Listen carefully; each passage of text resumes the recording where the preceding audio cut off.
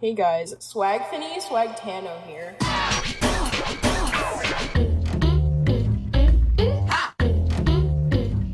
Here's a review that's a long time in coming. Like, I was supposed to make this like 6 months ago or some shit, but I haven't even looked at my channel for the past 6 months. And it's kind of sad because I'm still getting comments and views. Like, who the fuck is watching? So, Ultimate Spider-Man is a game from the guys who make Call of Duty games now. It's based off a comic with the same name. I haven't read the comic beyond the first chapter, and I gotta say, this shit is so fucking early 2000s, it's not even funny. It's just Peter Parker having his period and then getting bullied. And the game is the same, except he beats up a black Now, I would summarize the story here, but it's really hard because I haven't paid too much attention to it.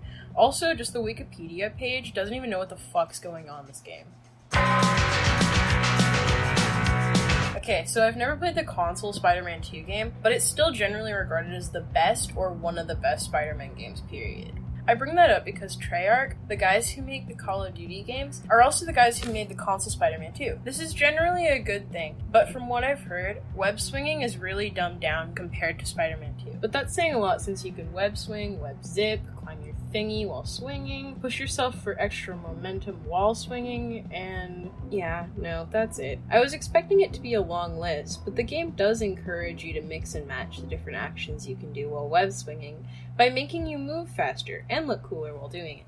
The same thing can be said with the combat. It's just as limited. You only get to kick and punch, and Spider-Man does this thing where he turns into a fucking bullet if you kick or punch midair. You can also web enemies to temporarily stop them from attacking you, and the other enemies are knocked out. You have to web them, otherwise they'll get back up. So it sounds like you can't kill people in this.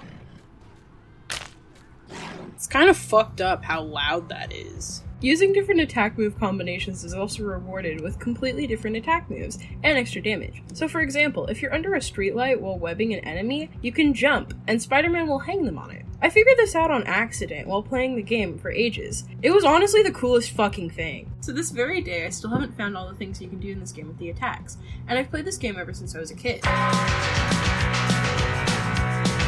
I've wanted to make this video ever since Spider-Man PS4 came out, and then Enter the Spider-Verse, since it was a pretty good game and has generally gone unnoticed by everyone. On top of that, the art direction trying to mimic a comic book aesthetic looks really good for the time, and has done a lot better job than some of the recent games that try to do the same. Like, the way Spider-Man's suit shines. It looks unnatural, but that's how he looks in the comics. Plus, the way you get to see the time change depending on where you are in the story, it honestly looks really pretty. The fact you get to fight almost everyone just because the game said so is really sick, and all the boss fights are varied and unique, which keeps it all fun. Even the goons you fight from time to time change appearance and attacks depending on their location, which is really cool attention to detail. After you finish the game, you unlock a mode where you get to play as Venom, and it's really fun. Problem is, that's about it. You don't really get to do much other than save people, fight people, and race. Sure, there are collectibles, and those can be fun if you want to collect them, I guess. Honestly, the only interesting and fun thing about this game was the story, which was pretty short and padded out by pointless tasks you gotta do before unlocking a mission. Fun. Also, in my last review, I talked about how weird cameras function in these games when using a mouse, because these games were made with controllers in mind. And it's weird, but you can play the whole game without noticing how retarded the camera can be. I loved this game as a kid, and I still like it, as a kid.